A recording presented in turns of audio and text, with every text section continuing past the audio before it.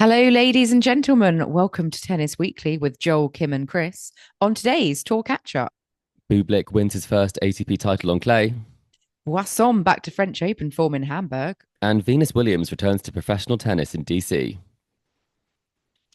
Chris, today is the 21st of July, and we are here to catch up on the week in tennis at Tennis Weekly HQ.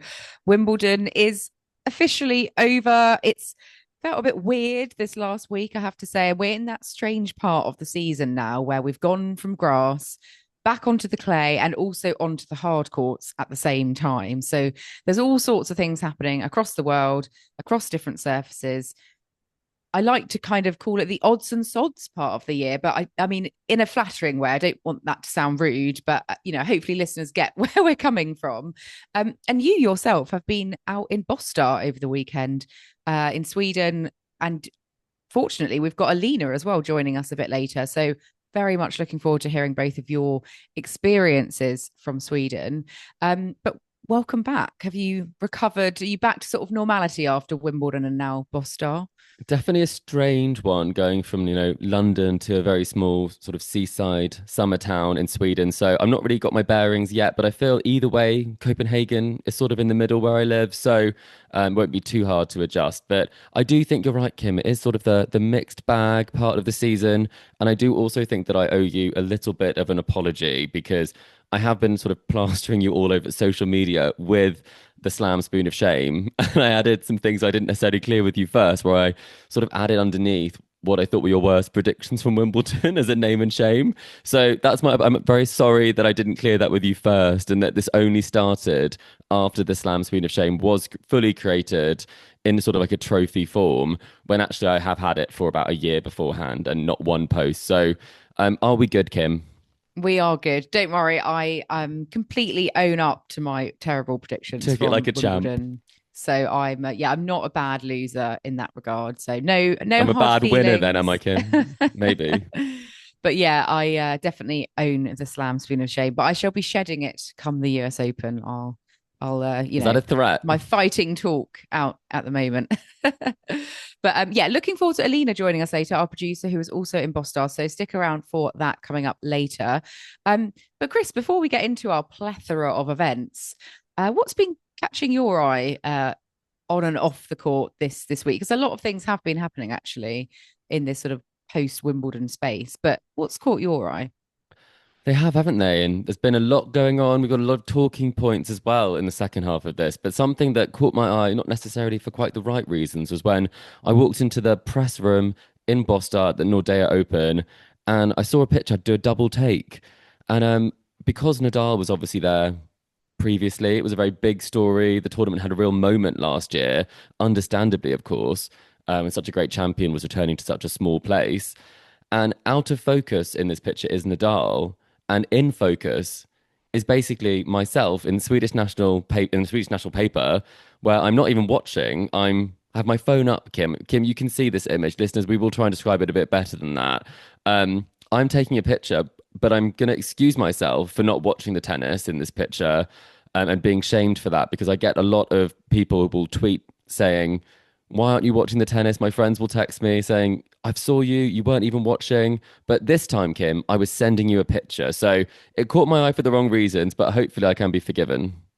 You were actually just capturing content for our social channels, so It's an for the listeners. important part of the work, and sending me a nice video of Rafa in action in Bostad 2024 when he did return. But yeah, I think you're just like in the national press now, Chris. You're very stylish there, I have to say, looking on, watching Well, Rafa. I'm in So my Sergio Tacchini. I mean, Joel actually has been on Swedish radio twice. So if anyone would like to listen to that, I'm sure we can post that somewhere. I'm sure that you can find it on the internet. But he was doing some updates for Swedish national radio. So in maybe English, just in to English, clarify, yeah, Joel does Joel not isn't speak a secret Swedish. Swedish Or speaker. if he is, he's keeping it really secret. Yes, and I'm loving these links to Sweden. My highlights from the last week, I say highlights, but things that caught my eye, some really nice wedding related content. I think Caroline Garcia got married. sharing a lovely picture on her Instagram recently. So I think we knew that was on the card. She's been posting a lot with her fiance, but yeah, they finally got hitched. So yeah, many happy returns to In them. a chateau, was it? It looked It looked gorgeous. quite nice. Yeah, it looked quite fancy, as you'd expect. A And also I Renaissance venue. a Renaissance, yeah, Renaissance architecture, of Yes. course. Bit of a podcast in joke there. But I also saw that Katie Boulter and Alex de Minaur seemed to be checking out a wedding venue, perhaps in Tuscany, because they posted that they were in Florence, and then they also posted some nice Tuscan sort of Ooh. villa style pictures. So I thought, So I think that might be where they're going to get married. that's some good detective work, Kim, because they always go to Italy after Wimbledon, and that would make perfect sense because the players are around. It's in, as you say, the odds and sods section. So why not throw in weddings, odds and sods into the mix again for next year? Absolutely. I mean, I may be wrong, but and having been to Florence earlier this year, I could I could spot that the Ponte Vecchio, and I thought, oh, what a lovely city. I hope they're having a lovely time. So yeah, that caught my eye. But we have had some tennis this week. It hasn't all been weddings and the press. Swedish national news. Yeah. We've had a plethora of events, as I said, and let's begin in Hamburg actually, because we had the 250 clay event in Hamburg.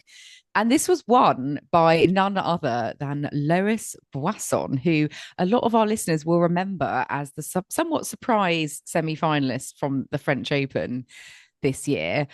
She's proven that that wasn't a fluke, because she has gone and won her first WTA tour title, defeating Anna Bondar in straight sets in the final.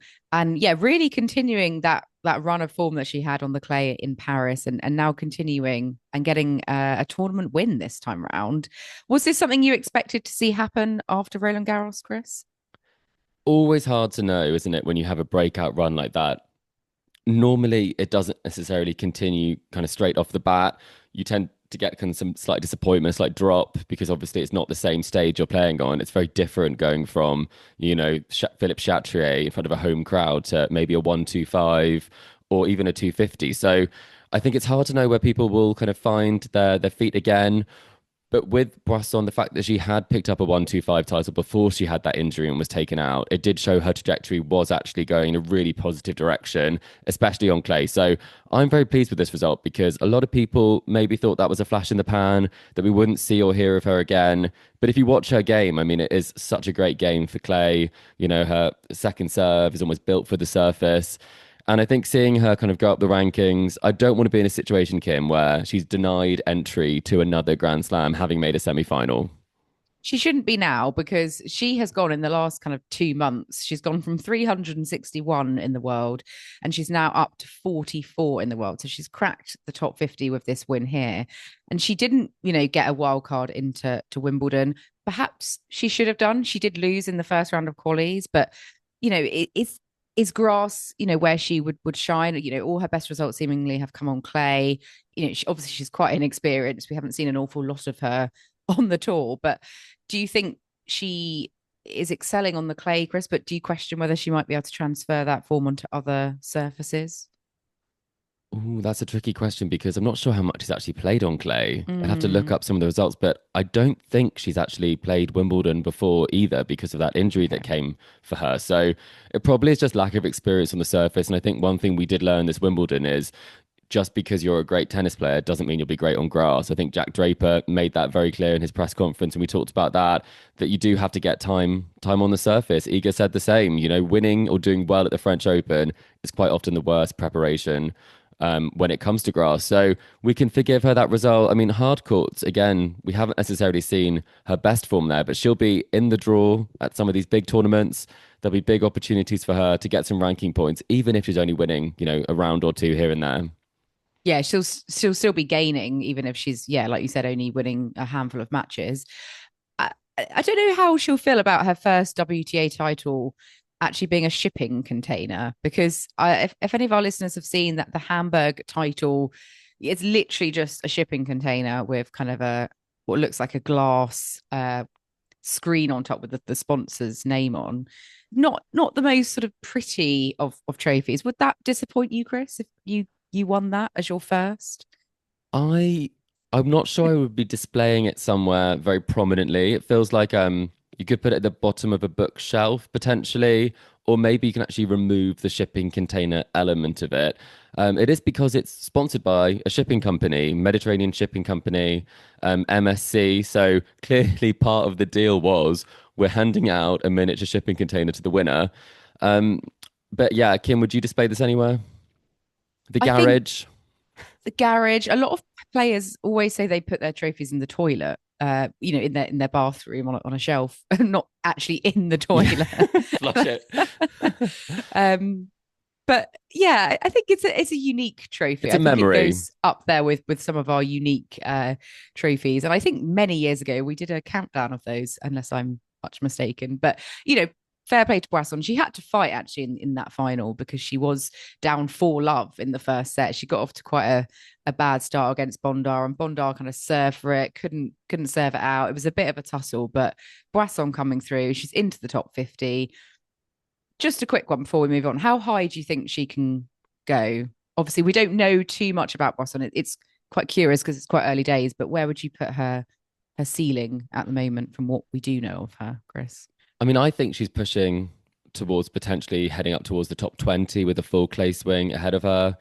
As we talked about, there are no real points for her to defend because she kind of just burst onto the scene, and almost all her points have come from that French Open result that has got her up to, top 50. So there's no reason why she can't definitely get into the top 30. There are lots of these sort of 250s that she might be able to take advantage of because she's obviously a very good player. And if you're in the top 30, unless you're a defending champion or there are some special allowances that are made, those players can't play the WTA 250. So this is the time for her to collect some of those trophies like she's doing now, get the ranking up, and then see how high her ceiling is for herself. Absolutely. And we also had the 250 event in Romania in Iasi, which was out also on the clay. And that was won by Arina Camelia Begu at home in front of her home fans. It's her sixth career title and her first actually in about 3 years. So really nice for her to pick up another one after a bit of a hiatus. She beat Jill Teichmann in straight sets in the final, 6-love, 7-5. And actually, this was a pretty good tournament for Romanian players because three of the semi-finalists were Romanian. So a real kind of home, fan favorite, I think. But what did you make of Begu winning this one? She's been around a while, hasn't she, Chris? But sort of there or thereabouts. But it picks up the odd title in this part of the year. She does, and she's a very wily competitor. She really makes you beat her. She had some great runs. She almost kind of has these little peaks sometimes on the clay swings where she's able to do something.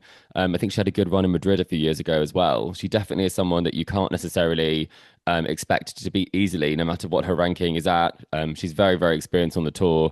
And I mean, it's quite interesting because when you look at when she did have her career high, and we were talking about this earlier, just before we started, it was actually quite a long time ago. She would have been nearer 20 at the time, but it's really nice to see that, she's very much still playing, still enjoying it.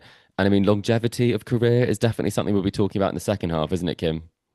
Yeah, absolutely. With the likes of Venus Williams in the news this week, we'll be getting onto that in the second half. But yeah, Begu, she was almost in the top 20. She was about 22, I think, is her top ranking, and that was towards the start of her career. She's a bit of a journey woman, isn't she? She's back up into the top 100 now, but one of those players that's kind of there or thereabouts. But yeah, a bit of a mainstay. But well done to her for picking up a title at home. And Chris, we also had some ATP events this last week. We had Los Cabos for the men. This was on hard courts out in Mexico, 250. And this was won by Denis Shapovalov. 6-4, 6-2 it was in the final over Alexander Kovacevic. And Shapovalov picking up his fourth ATP title and his second of the year, actually. He has become just the fourth player this season to have picked up the sixth player this season to have picked up multiple tour titles this year. And he's about back up into the top 30 now.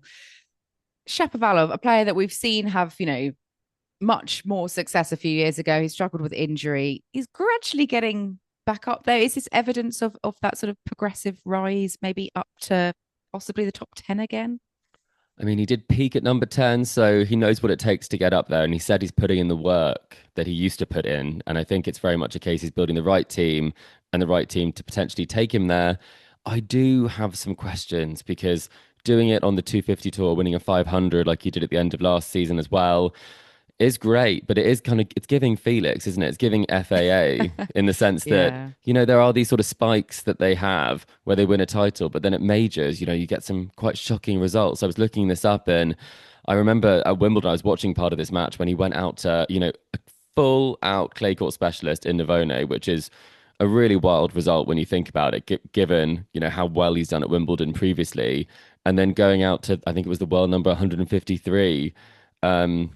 At Roland Garros. So he's not really getting it done in some of those big moments, which is where all the work you put in, you want the results to come at that time. That's where you want to peak. So I'm hoping the more of these results we see from him, the more likely he is to do something at a slam because we don't see him playing big time players that often because he tends to be winning sort of some of these smaller matches or smaller tournaments, which not saying they are small or insignificant, but we haven't seen him, play an Alcaraz or someone like Yeah. that at a later stage. So it's hard to know where the level's at. That's where it really matters. We haven't, like you said, seen him break through in a bigger way or have those slam performances. Like, I always remember when he got to the semis of Wimbledon and had really good chances against Djokovic. We've not seen that since then. And, talking of Felix, he actually was winning the Hopman Cup last week with Bianca Andreescu for Canada in the sort of new, very much scaled down version of the Hopman Cup, which now takes place in the south of France. That's, another story really. But yeah, it is hard to know from a 250 where you're not exactly up against the world's best. I mean, Kovacevic in the final, I think most interestingly, this was a final against, well, two one-handed backhanders against each other, which we don't see very often, do we, Chris? We don't. Are you going to tell us when the last one was, Kim? I feel like you might Well, are know. you going to tell us? Because I feel like you might know Right. it with that brain of yours, with churning out tennis stats from years ago. Let's have a Do you want to think. guess? I'll have a guess. Well, I know that I most recently saw a battle of 100 backhands in Estoril last year, but that was very early on. That was Gasquet team, and it didn't feel like a final, so I'm pretty sure it wasn't a final. Um, but it's got to be Tsitsipas versus, was it Tsitsipas versus Shapovalov? Have they played in a It final? wasn't. It was Tsitsipas. You are correct. It was 2019 at the ATP Finals title match, like the final, between Tsitsipas and Dominic Thiem. But Kovacevic, he actually beat Andrei Rublev to get into the final. So yeah, good win for him there, but not able to go all the way. But yeah, he's kind of doing well as an up and coming American. We also, Chris, had Gstaad in Switzerland. This was on the clay, and this one was won by Alex Bublik, who picking up another title after he, recently won Halle and had great form at the French Open as well. He beat Juan Cerundolo in 3 sets to get the win here, 6-2 in the third it was. So his good form is continuing. He's back in the top 30 as well. Yeah, some great form on show here from Bublik again, carrying on where we saw him, playing some great tennis on the clay in Paris. What did you make of his week out in Gstaad? Well, I mean, it's very nice to see that he is playing well again because he could also be like a little bit disheartened by his Wimbledon result, which wasn't necessarily what he would have hoped for, given the fact that a lot of us thought he was one to watch during the grass season. But it is, I mean, True. it's pretty hard, isn't it, to back up a big result anywhere that you play, and it tends to be quite tricky. So it's nice he's back on track. He did lose to Munar. We have to get him in every Yeah. week, Kim. Jaume Munar, we have said his Mallorca name. represent. When Joel is listening back to this, he will now be happy that we've never missed an episode without mentioning Jaume Munar.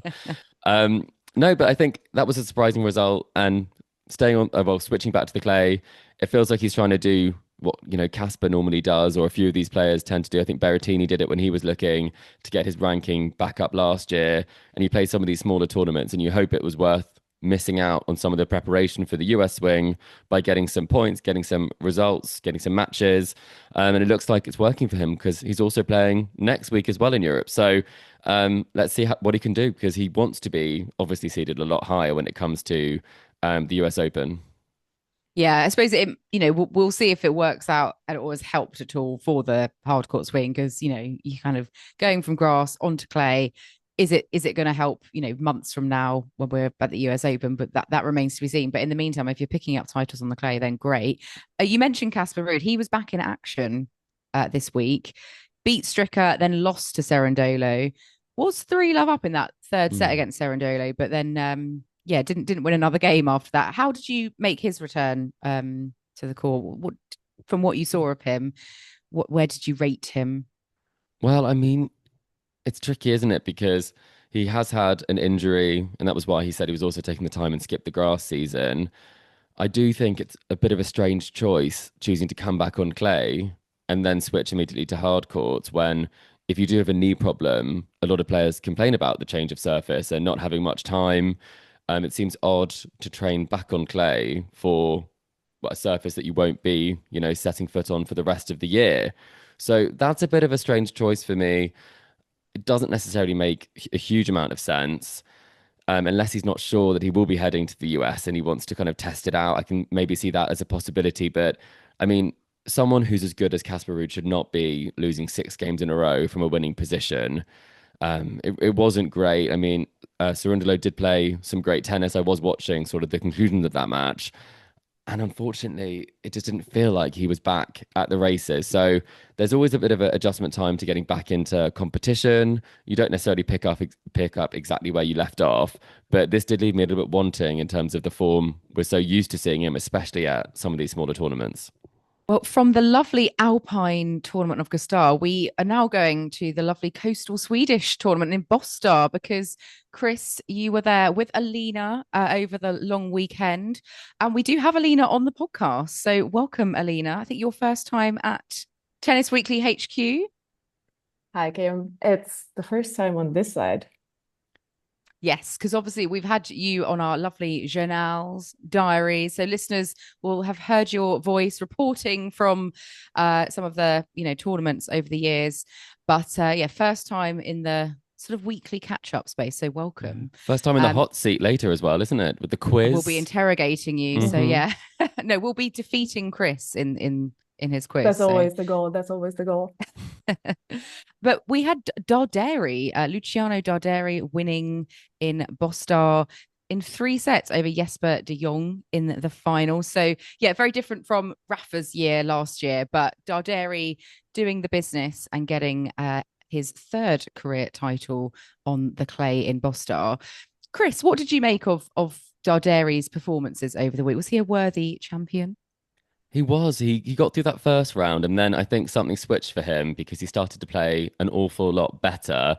I hadn't seen him play before. I really was not familiar with his game. And for those who haven't necessarily watched a Darderi match, it is emotional, it is passionate, and he hits the ball very hard, exceptionally hard, especially off the forehand side. It is almost like quite a big sort of slap that he has on the ball. It is quite a noise. So a bit different from some of the clay court players that you may see who tend to kind of make the points longer, like Baez, who he beat earlier in the week. He just hit him off the court. So it is a very exciting sort of game style. So I very much enjoyed that. The final, it was great to have a final that was a bit more of a contest than last year. It was a bit of a shame that Nadal couldn't win previously. So I think the best thing that we could have would be a highly competitive final with a very excitable winner. Yes, he does sound like quite a bit of fun. And, there's obviously a lot of Italian players at the top. I think he's possibly like the 7th ranked Italian or so, he's getting up there. He's not actually at his highest. He's not making the Davis ranking. Cup team, is he then, Kim? He's not making the Davis Cup team, but perhaps inspired a bit by Caboli's recent run of form as well. I mean, Darderi has actually become the 3rd player this year to win multiple titles on clay, the other 2 being Caboli and also Alcaraz. So he's, in not bad company, it's fair to say. But Alina, I think from what I've heard on the grapevine, his celebration was quite exciting as well. Oh, yes. I think all that Italian spirit and also I think a bit of his Argentine roots came out because the moment he won, he was down on the ground. And then I think in very much the way we saw Darderi throughout the week at the beach, the shirt went off immediately. I think that has become his signature move in Bastad. I think he thought he was on the beach. I think it's clay. It's not that different from the beach. And I mean, the beach is so close to the actual stadium. It's one door away. So do you think he got a bit confused or, just the excitement got to him, Alina? I think sanded sand, you know. It's all dirt. It's all dirt. Yeah, I was actually pretty close, right? Because I was in the photo box just capturing all that content for our socials, and I was like, wow, he is quite intense. Performing. He's Just performing, as isn't in he?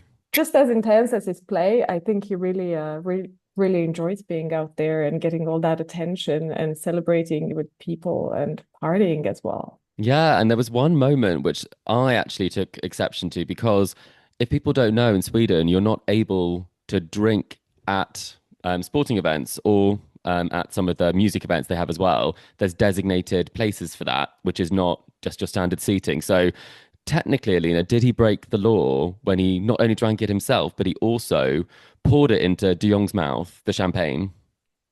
I think he just like figured out that if he wanted, he's allowed. He's allowed to Mm. like serve others as well. But technically, on paper, he literally broke the law. But once you win it, I think you're allowed everything. You're going So to if you get want, yeah. a pardon Yeah, from if you want the a drink Swedish in police. Sweden, you've got to win the ATP 250. Win it to Uh, 15, then we'll talk. okay, No champagne corks flying onto the court in Bostad then from the audience with that rule in place. definitely not. I mean, a No. polite clap maybe, but there's certainly some loud music down the street, so they're not far from the party. I want to know, what is the Swedish tennis fans' drink of choice that they can therefore drink whilst they're watching, Mm. like a hot clay court match? What would you say, Kim? Sorry, Alina, what would you say? I'd say probably a Kronenberg 0%. Certainly was heavily featured, a non-alcoholic beer potentially. But have you seen those on court though? I don't think you could I do that either, actually. No, I don't think even a 0% flew. It I might be think it's just water. Just water, hydration. very sensible. It Hydration. was Yeah. Swedes are hot very weather. sensible. Yeah, absolutely. I mean, I did quite like the celebration in the sense of it's a bit of a crossover with sports, like footballers. I mean, I think they get a yellow card now, don't they? But they tend to be the ones taking their shirt off, or like in Formula One, we see them spraying champagne everywhere. So yeah, Darderi bringing that fire to the court, love it. But we haven't really caught up actually since you both came back from Boston. So I do want to know your peak pit and pleasant surprise, which we always do for tournaments that are attended in person by members of Tennis Weekly. So I'm going to come to you for those. Let's start with your peak. Alina, what's your peak from the week in Boston? Ooh. I mean, it's full of peaks every time we're having like such a good time down there. But this time, I think just as we were like going towards finding our accommodation, Chris, we passed by a pub. It was a new pub. We sort of figured out that something has changed, and the name just rang a bell because it was the Dog and Fox. And we had like Ooh. a few conversation about it, and I was like, oh, this looks familiar. That's what This you were saying. sounds You were like, like it's got to be a Wimbledon reference because Bostar, for anyone who hasn't been, it is a tennis town in the summer. That's the main event happening there. So surely you'd think it was a connection. I didn't think that, but Alina said, we have to go, we have to explore. And what we found was a little bit of London, but in Bostar. exactly, Chris. You did not expect that, and you had quite a lengthy chat with the owner. Would you like to tell us more about that? I did indeed. I even ended up pulling a pint behind there, a pint of Stella, because Joel will love this. I feel like he's like I got to go behind the scenes at a Weatherspoons, but a Swedish version, which is much, much posher. But for those who don't know as well, the Dog and Fox is an iconic Wimbledon pub where all the players and the journalists sort of go to let their hair down. So the story was that the Swedish owner actually met his wife in the UK.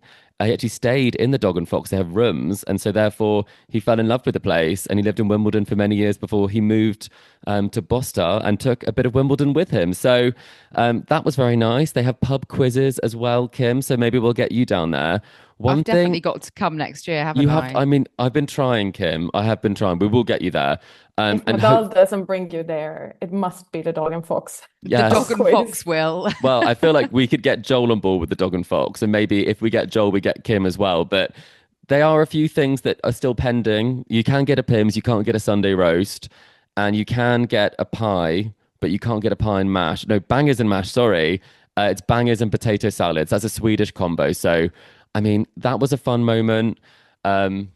I Would mean, you like to share your contribution to the establishment? Because you did teach Patrick a I trick. did. That's true. This is something that Joel will also like. I taught him what a baby Guinness was. So listeners, I'm very ashamed of this, Oh. but it is it's part Kahlua and part Bailey's. So it's poured as such that it's a baby Guinness. So let's just say we had fun at the Dog and Fox, but a very different Dog and Fox, Kim.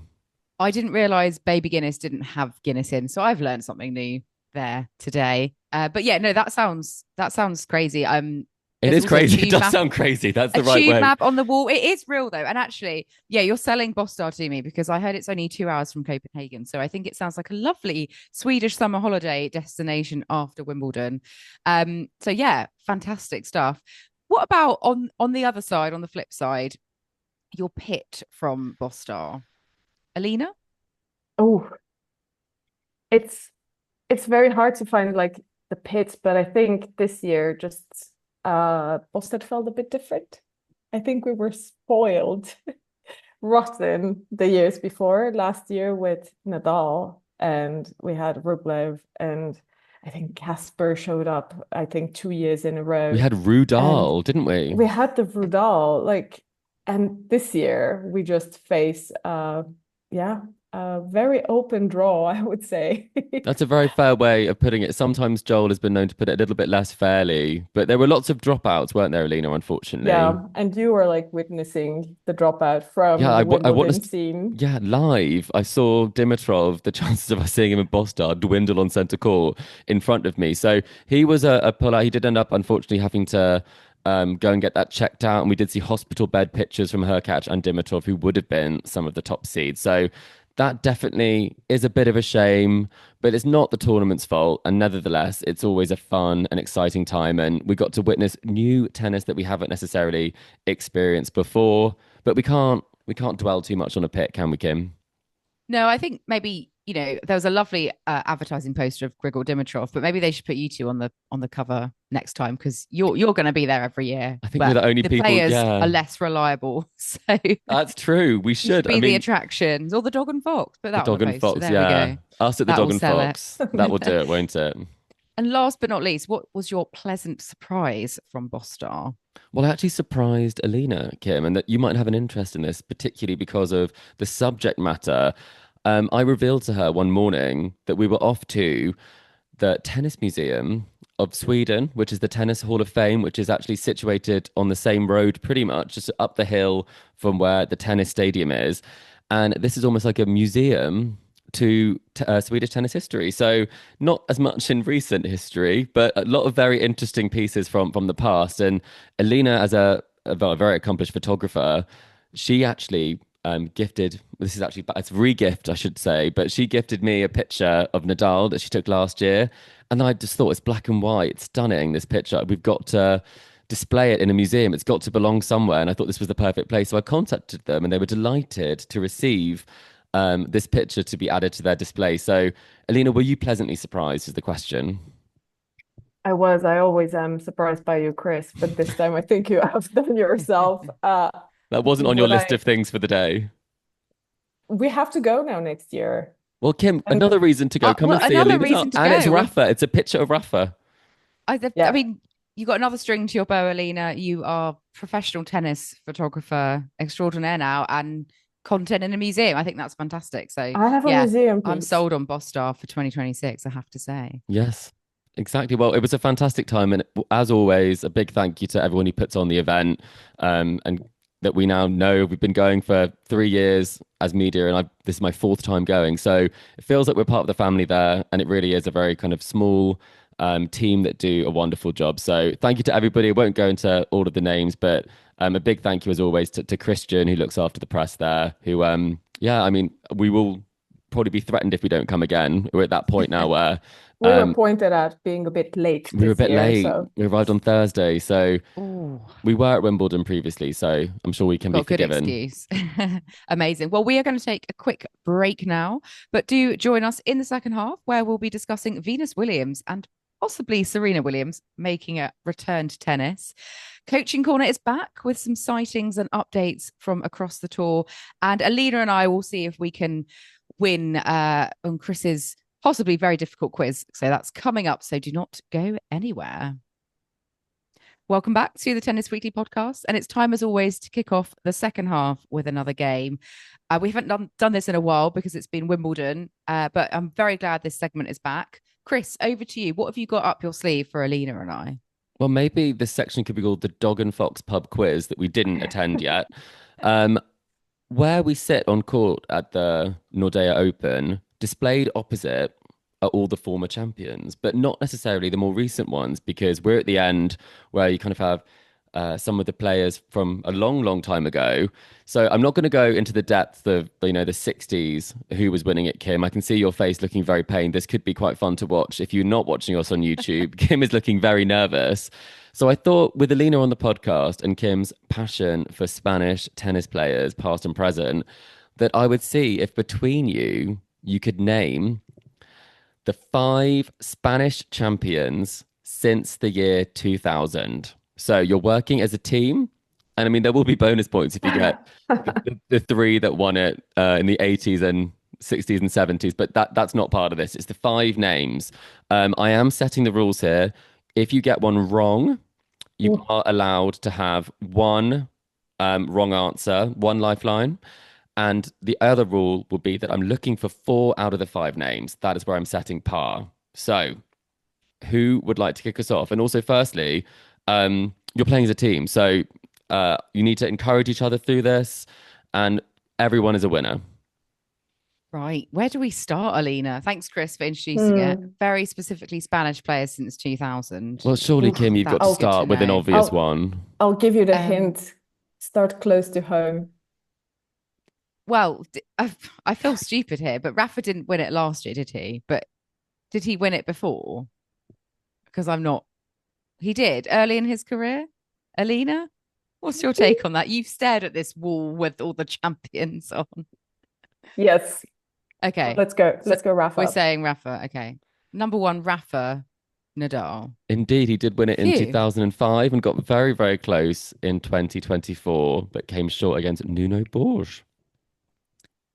Alina. Okay. Any ideas, Alina, for playing? Well, I am entering with an unfair advantage because I've been staring at the past winners. Well, you better get 5 of 5 then. I didn't think you were staring as well because the photography pit's on the other side. I will still stay close to home and close to Nadal, and I would say Moya. Another Mallorcan, not Jaume Minaur then. Second reference of the podcast. You go for Jaume Minaur? Which one? Carlos Moya, I think, sensible. I feel like he would have won it in the early noughties. That is a very sensible guess, Kim. If you're locking it in, I will let you know he won it in 2002. So actually only a few years before Rafa. Okay. Excellent. How do you feel about Tommy Robredo, Alina? I think he has a nice name. Yeah, okay. Does he have potential to be a Nordea Open champion? There are many illustrious names out there, so it sounds like something from the Nordea board. Are you locking it in? Let's lock it in. I like risk, you know me, and the games. It was like, give me a risky choice and I'll go for it. We have one life as well. So. Jaume Minaur surely is more of a risk if you'd like to. Yeah, we're not saying him. No, okay. I've got to push you. Robredo. That is a fantastic guess, Kim. He won it twice, 06 and 08. Okay. Excellent. 3, you need one more for me to be happy with your performance. And if you get all 5, then, I mean, that's probably a record for us. Verdasco? Do we think that's got legs? What do you think, Alina? I'm thinking Lopez wouldn't have won because it's not his forte. But Verdasco or maybe PCB? Or are we thinking earlier like Albert Costa, sort of that kind of era? Ooh. Or Albert Ramos, someone along those lines, maybe. Should we try Verdasco? Shall we? I think that one sounds more plausible. Okay, Fernando Verdasco, please. You've locked it in. I can tell you it's an incorrect answer, I'm afraid. Damn it. All okay. right. Lifeline is gone. But we just need one to make you happy, One. Chris. Yes, Yeah. one. Or it could be Roberto Bautista Agut, maybe. I'm just trying to name Spanish tennis players now. He's pretty consistent. He's picked up a few titles. Likes a clay court. Alina, we're looking to you. Staring at the boards, accessing the visual memory. What are we going with? I think I might have seen the name of David Ferrer a couple of times. Oh, great shout. I'd completely forgotten about him. He never seems to feature in my memory that much, which I feel bad about. Well, he was in Bastad, I mean. Well, always the Another bridesmaid, reason. Kim. Yeah, Maybe, I know. Yeah, that's the thing. I always think he was runner-up. But I'm happy to say Ferrer. I think that's a really good shout. I think he might have won it more than once, maybe twice. Right, Not a okay, we're multiple locking it champion. in, Right. are we? Okay, David Ferrer. Let's do this. For the win, For the win. I can confirm it is correct. Oh, Woo! He well won done, it in Alina. 07, Great shout. 2012 and 2017. And Kim, 3 times. 3 times, I have to take my hat off to you. I'm actually not going to take, I am wearing a hat. I'm not going to take it off. But if I could, I would, because Albert Ramos did win it Yes. in 2016. So that's as close as you get to a full house.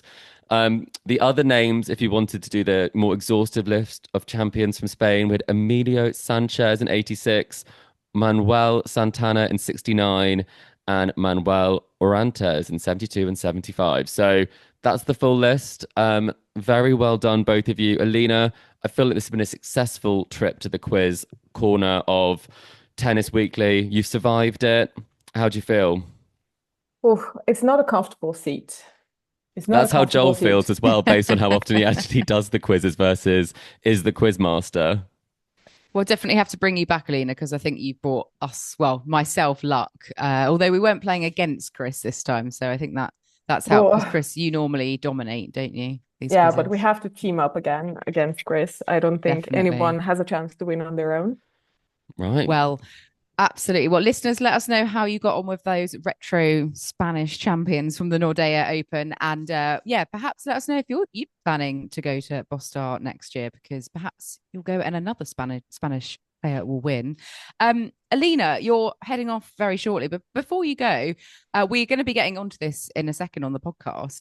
Venus Williams is back with a wild card to play in DC this coming week. I remember you were there when she announced last year that she didn't have a wild card, when everyone was saying that she did. There was a bit of, hoo-ha. Tennis Weekly broke the news that she didn't. But this time round, she does have a wild card. What were your initial thoughts when you heard that? It was actually very funny because I texted Chris and I was like, is she though? How many times did like the tour director triple check that she's actually confirmed? I'd be scared. I'd be like, until she's on site, I don't believe it. But we did think, and we'll talk about this a little bit later, but she was practicing in Copenhagen, which for February or whenever it was she was here, it's not a popular time to be practicing. So it made me think something was coming. Some of the language made me think something was coming as well. So but we weren't very dedicated.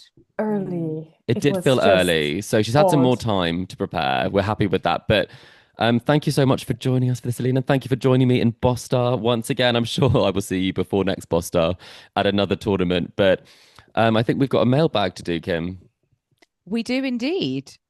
Sam on X has asked us this week, Chris, about Ons Jabeur, because Ons Jabeur has announced she is taking some time away from tennis. It feels like it's the right time for her, but do you think we will see her back? And do you think more players should take some time away rather than continuing to play when they physically and mentally shouldn't be? Also, Sam has asked, do you think she might go down as one of the best players to never win a slam? So for listeners who aren't aware, Ons Jabeur has recently put out that she's taking some time away from the game because for the past 2 years, she's been pushing herself through injuries and personal challenges. So thank you, Sam, for the question. But I guess, Chris, what are your initial thoughts when you heard this? Were you kind of in support of her doing this, or do you think it's a bit risky for her like long-term career? Well, I mean, I probably was expecting her to take a break sooner than this because she has talked very openly about how she really wants to become a mother. That was something that she said was particularly difficult about that first Wimbledon final loss. And then she did talk about it again with the second final loss, that she was hoping that she could win the slam and then take the break, or potentially who knows what would happen if that did work out for her. So I do think this might be a longer break than a short one. I think sometimes if you aren't enjoying where you're at and you aren't necessarily over some defeats you've had previously, I think if you don't get the results, it doesn't necessarily make it worthwhile for you when you know that you could be very fulfilled off the court. So I wasn't very shocked, but I wasn't very clear. It's very kind of it's a bit like when Serena evolved away. This feels a bit like evolve away language. I'm not sure if she is coming back or when she's coming back. It feels like she's taking a step back. But I mean, if we were to put this on a spectrum of evolving away to retiring, Kim, where would we say this one probably is? Yeah, because my initial thought was, oh, she's just taking a bit of a break, like, Anisimova did a few years back. And, obviously she's been talked about a lot lately because of Wimbledon.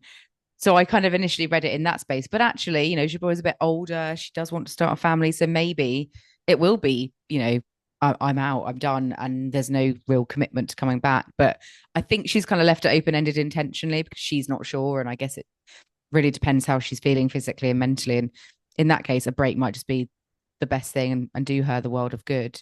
So I'm fully in support of her doing what's right for her. It will be a shame to not have her on the tour, but we haven't really been seeing the best of her or enjoying what we know she can provide. So I suppose it's probably for the best all around.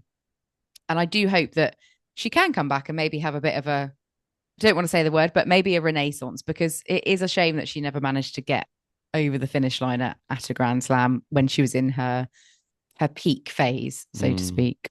Yeah, I think it was such a shame. And it's a bit different from, the Casper Ruud situation where they also made, similar numbers of Grand Slam finals, but didn't get a win. It felt like it was more likely to happen for her at one point when she was, the world number two. She was pushing the world number one all the way. She was winning those big matches, but it was the occasion and how much she wanted it that got to her. So maybe if she's able to not put that pressure on, if she does go and pursue things outside of tennis and things do happen for her that she really wants to happen, then maybe it might add, might make it easier, rather than everything being a compromise, as opposed to, she says here, rediscover the joy of simple living, and maybe that would be what everyone needs to do sometimes. So I hope that she never goes down as being one of the best players to never win a slam, and I hope she goes down for her efforts being fantastic, the exciting tennis that she played, and hopefully we'll see her back. Definitely. And one player though, Chris, that is back and is on court this week, returning to professional tennis, is Venus Williams, because she has been given a wild card into the Citi Open in Washington, D.C. She hasn't been seen for a while on the tennis court. She's 45 years of age. I mean, she's up against Peyton Sterns tomorrow. So it's all come about quite quickly. And I mean, I don't know what to make of this. I just kind of thought when she kind of returned to the tour last year, had some quite one-sided results, that was going to be it. But she is back again. Again, what were your thoughts on this one? I know we heard from Alina before on this, but it's somewhat surprising, I think. I think it is, given the fact that we do see a lot of fake news about, some of the greats of the game. Every time they pick up a racket, every time they're even anywhere near a tennis tournament, there is this sort of like murmuring that goes on. The rumor mill is sent into overdrive. So it's hard to know if this is a real thing or not, but the way that she was speaking at the event that Alina and I went to in Næstved outside of Copenhagen, and even with Venus Williams, it did seem like she was not done. The language was not as though it was in the past. She was still training, she was still playing, she was still talking as though she was a professional athlete. It felt like something was coming for her, but you just never know physically, especially at 45, if you will be able to get to the form that you would need to like warrant a wild card.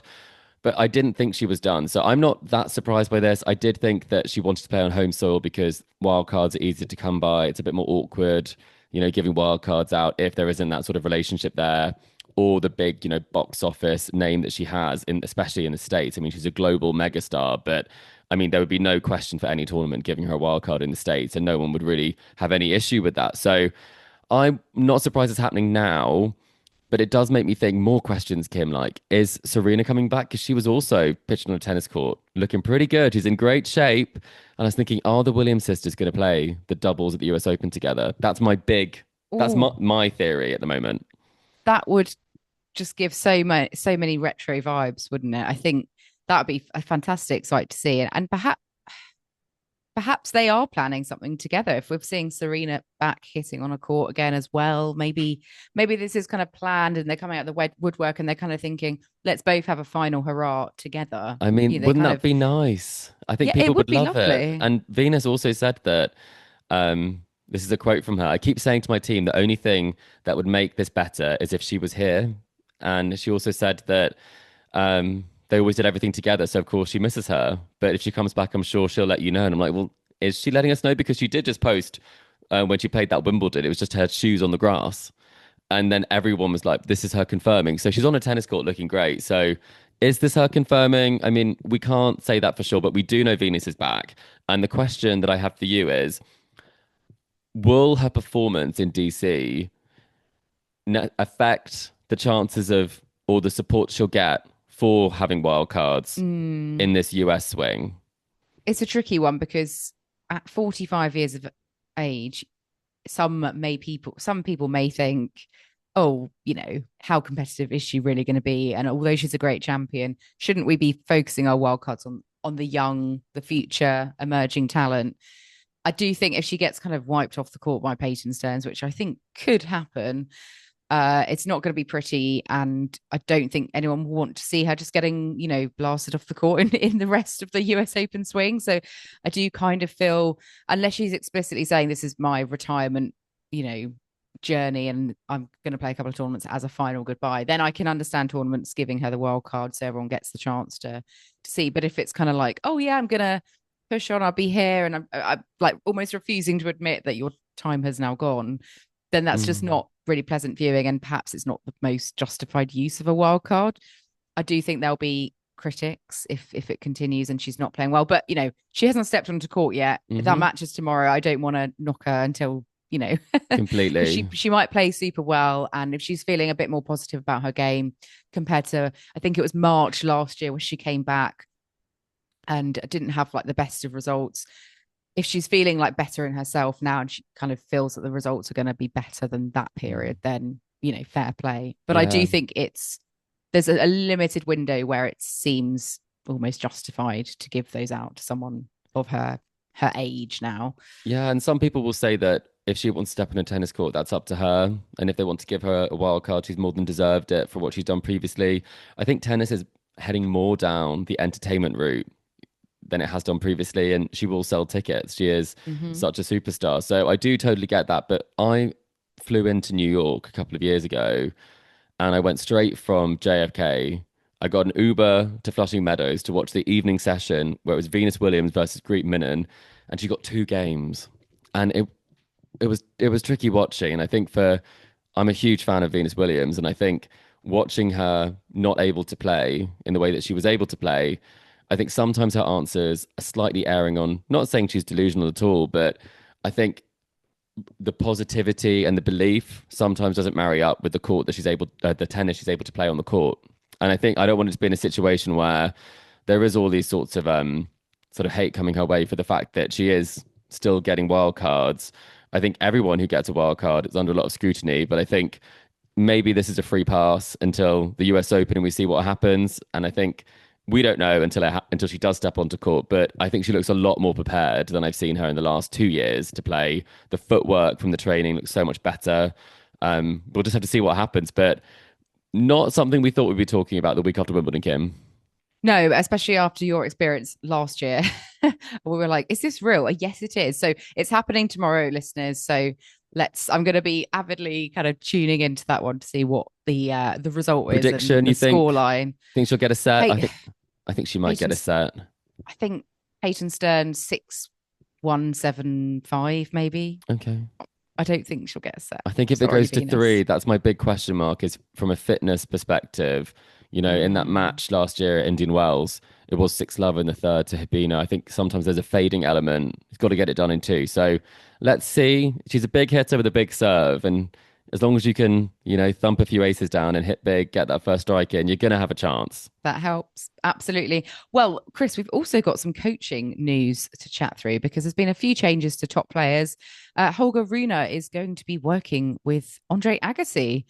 So he's in DC as well for the Citi Open. Agassi, won it multiple times himself. And Rune has contacted him to get him involved, I guess hoping to kind of revitalize his form a bit because he's had a bit of a up and down year. What do you make of this partnership that's emerging? I think it's very interesting that we're seeing, some different people entering the coaching mix that maybe haven't necessarily done that much of it. I think there's definitely a trend towards that.